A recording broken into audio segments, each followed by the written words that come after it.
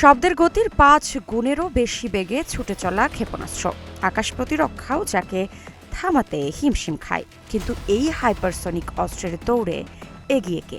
Russia, চীন নাকি Iran? বর্তমানে আধুনিক যুদ্ধের সবচেয়ে আলোচিত অস্ত্র এখন এই হাইপারসনিক ক্ষেপণাস্ত্র। ঘণ্টায় ১০০০ কিলোমিটার বেগে ছুটে চলা এসব ক্ষেপণাস্ত্র মাঝপথে দিক পরিবর্তন করতে পারে, ফলে এগুলো শনাক্ত ও প্রতিরোধ করা অত্যন্ত কঠিন।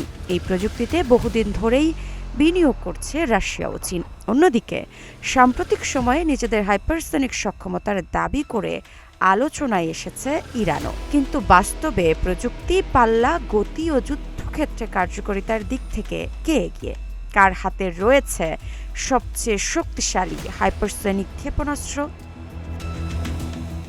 প্রথমেই আসি রাশিয়ার কথায়। বর্তমানে বিশ্বের প্রথম দেশ হিসেবে যুদ্ধক্ষেত্রে হাইপারসনিক ক্ষেপণাস্ত্র ব্যবহারের দাবি করেছে মস্কো। তাদের KH-47M2 কিনজাল ক্ষেপণাস্ত্রের সর্বোচ্চ গতি প্রায় ম্যাক 10, অর্থাৎ শব্দের গতির প্রায় 10 গুণ।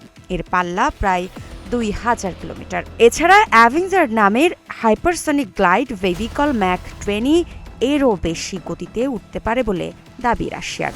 ইউক্রেন যুদ্ধেও কিনজাল ব্যবহারের কথা জানিয়েছে দেশটি, যদিও এর কার্যকারিতা নিয়ে পশ্চিমা বিশ্লেষকদের মধ্যে মতভেদ রয়েছে।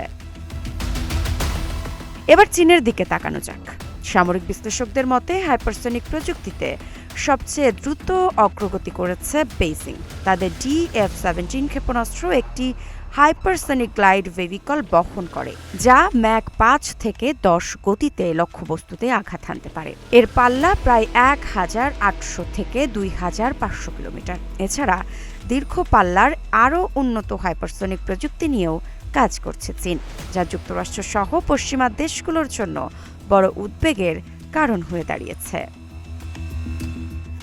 অন্যদিকে ইরান ২০২৩ সালে ফাত্তা এবং পরে ফাত্তা 2 নামে হাইপারসনিক ক্ষেপণাস্ত্র উন্মোচনের দাবি করে। তেহরানের মতে ফাত্তা ক্ষেপণাস্ত্রের গতি ম্যাক ১৩ থেকে ১৫ পর্যন্ত হতে পারে এবং এর পাল্লা প্রায় ১,৪০০ কিলোমিটার। ইরানের দাবি, এটি শত্রুর ক্ষেপণাস্ত্র প্রতিরক্ষা ব্যবস্থা ফাঁকি দিতে সক্ষম। তবে এখানেই রয়েছে বড় প্রশ্ন। পশ্চিমা অনেক প্রতিরক্ষা বিশেষজ্ঞ মনে করেন ইরানের হাইপারসনিক দাবির স্বাধীন ও নিরপেক্ষ যাচাই এখনো সম্ভব হয়নি। অর্থাৎ বাস্তব যুদ্ধক্ষেত্রে এই ক্ষেপণাস্ত্র কতটা কার্যকর সে বিষয়ে এখনো পর্যাপ্ত প্রমাণ প্রকাশ্যে আসেনি।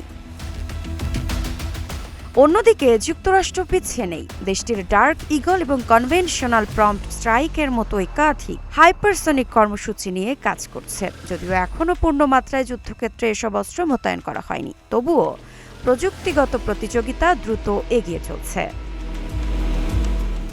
সব দিক বিবেচনায় সামরিক বিশ্লেষকদের বড় একটি অংশের মতে বাস্তব অপারেশনাল সক্ষমতায় বর্তমানে রাশিয়া এগিয়ে, আর প্রযুক্তিগত উন্নয়ন ও ভবিষ্যৎ সক্ষমতার দিক থেকে চীনকে সবচেয়ে বড় প্রতিদ্বন্দ্বী হিসেবে দেখা হয়। অন্যদিকে ইরানের দাবিও বেশ নজর কেড়েছে। তাই প্রশ্ন থেকেই যায়, হাইপারসনিক ক্ষেপণাস্ত্রের এই দৌড়ে আগামী কয়েক বছরে নতুন শীর্ষ শক্তি হিসেবে উঠে আসবে কে? রাশিয়া কি তার আধিপত্য ধরে রাখবে, নাকি চীন ছিনিয়ে নেবে শীর্ষস্থান? আর ইরানও যেভাবে নজর কাটছে, সেদিক থেকে ইরানও কি এগিয়ে থাকতে পারে? সময় দেবে সেই উত্তর। মৃত্তিকা সিনহা বিশ্বাস, গ্রিন টিভি ডিজিটাল।